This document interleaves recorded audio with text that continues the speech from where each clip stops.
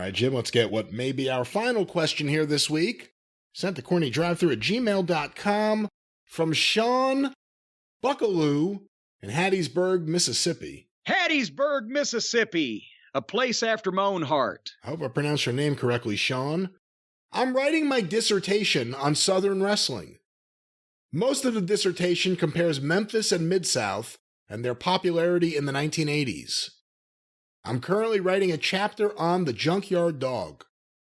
I wanted your thoughts on if you think JYD could have been a long-term draw in Memphis, assuming he stayed clean and in good shape. Would his race have held him back in Tennessee more than it would have in Louisiana? Jesus Christ. No, it honestly, it would have helped him. Because the crowd in Memphis at the Coliseum in the 70s and 80s was easily half black, if not more than half. And they loved black baby faces. The Magnificent Zulu, we talked about it. The trivia question. This son of a bitch was one of the worst wrestlers in the history of the world, but sold the Mid-South Coliseum out 3 weeks in a row against the Mongolian Stomper for the Southern title for 2 reasons. Number one, the reunion of the Fargo brothers, all 3 of them for the first time in 15 years or whatever, was underneath it. And secondly, they just showed video of Zulu posing. And here's this giant black guy with a goddamn a body that nobody saw in wrestling at that point, 6'7", 275 pounds, 28-inch waist, huge arms. So, they were always looking for a black baby face in Memphis. Or a white guy that appealed to the black fans in Memphis, because that was Sputnik Monroe and later on Lawler. Lawler and Sputnik as heels got over with the black audience as baby faces. And it was a whole thing, and actually that used to create some controversy in the Coliseum because the black fans would sneak in. They stopped watching all the doors in the Coliseum. That's why the show started at 7:30. But by 9 o'clock, the door guards had stopped watching, and suddenly, between 9:15 and the time that the main event went in the ring in the Memphis Mid-South Coliseum, you would see an extra 1,000 people show up somehow. And they'd usually be up in the cheap seats, which they didn't pay for. That was the only town in the territory it was like that. You only had half your house in. It's even the people that bought tickets. Half the house was in when the show started in Memphis at 7:30. Everywhere else, everybody was there. So the black fans liked the top heel if he was charismatic, but they also wanted a black baby face. And the team of Bearcat Brown and Lynn Rossi all over the territory, but especially in Memphis, was hot at one point, and then Lynn Rossi didn't like going to Memphis that much. But Bearcat Brown and Bobo Brazil had a great run there in 74 as Southern Tag Team Champions. So the point is, they brought Dog in 84 when Watts and Jarrett were working together, and he made some shots, and the people liked him, but it didn't get over like Dog did in Houston or like Dog did in the Louisiana Territory, because it was a guy doing some interviews like he was already a star and coming in to make shots like he was already a star. It wasn't what Watts did with him, where first he was actually a heel when he came in Mid-South. And then he switched him, but he pushed him from the start up through the ranks and wins and et cetera. And they kind of did the same thing. Even though Dog was already over in Houston, he came in several shows in a row and got wins and was built. And it was more of a regular thing rather than just making a shot here and a shot there. I also don't know, honestly, if Dog could have kept up with the Memphis in-ring. Whereas in Mid-South, it was bigger football players. It was Duggan. It was Butch Reed. It was hoss fights. It was, when Dog was in shape and could go, yes, they were good matches. but it was because it was short and it was violent, it was explosive. Dog never took a lot of bumps. Dog wasn't a great seller.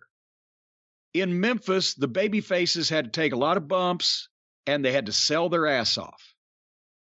And that's what Lawler was a master of. That's what Dundee was a master of. Those were two things that Dog was not strong on.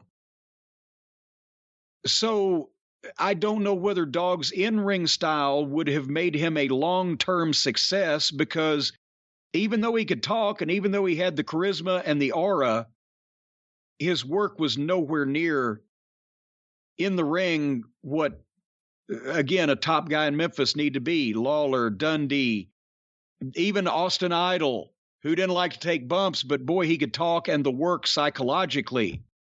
So that's, he would have done well. He wouldn't have been one of the biggest stars in the business like he was in Mid-South. It was different flavor.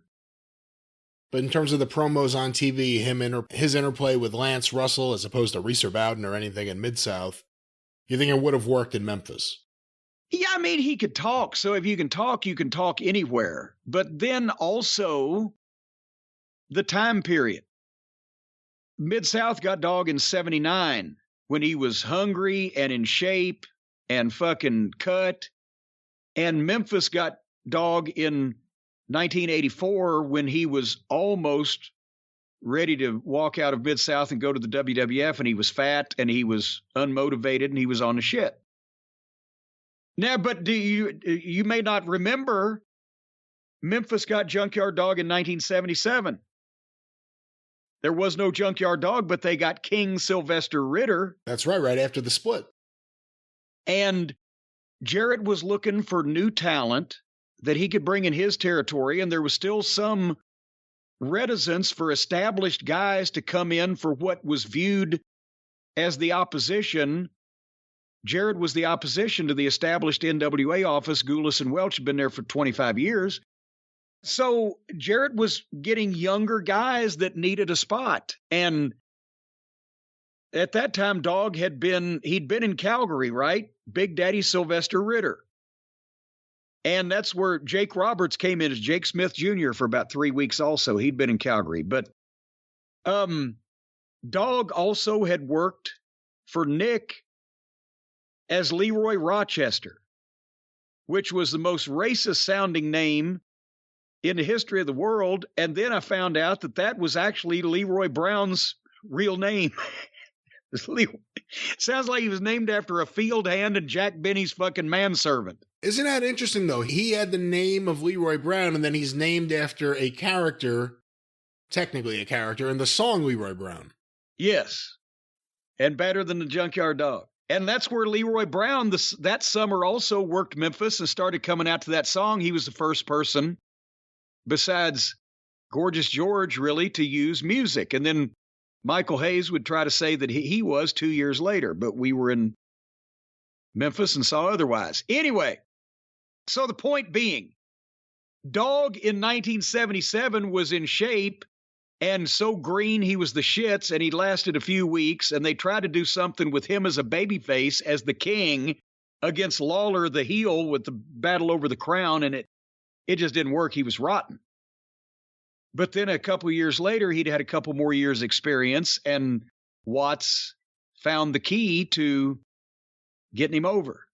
And then it was money for 5 years. The key was 2-minute matches and promos. And a wheelbarrow full of junk. Yeah. But keep him out of the ring. In Memphis, he would have been working long matches. They wouldn't have protected him the same way Watts did, because Watts had to do that. Well, yeah, and here's the thing. They didn't have 2-minute matches in Memphis most of the time because they had less matches on a card and you had to put in time. And if you couldn't go more than 2 minutes, you didn't get booked in Memphis, because that would have just been crazy. But, well, you remember the story. That's why Watts fired Ernie Ladd. I've had Watts tell it to me. I've had Ernie tell it to me. And they both told basically the same story from two other ends of the phone. Watts brings JYD in and decides he's going to be the next superhero in Mid-South Wrestling. And he's booked against Super Destroyer, Scott Irwin, Bill Irwin's brother, in, I think it was St. Bernard Civic Center down in New Orleans. I thought it was the Grappler. I thought it was Super Destroyer. Okay, you may be right then.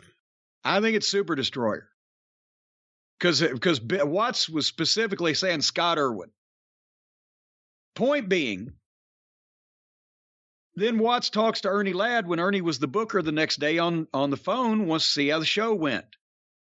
And Ernie said, Bill, your boy don't have it. Who's that? A Junkyard dog. He's in there with Scott Irwin. I put him 20 minutes through to see what he had. Halfway through, his tongue was hanging out like a long red necktie. Your boy can't go. He ain't got it. He ain't going to last. He ain't going to make it. Watts said, you're fired. And Ernie said, and furthermore, what? You're fired. I didn't ask you to tell me what he couldn't do. I asked you to tell me what he could do.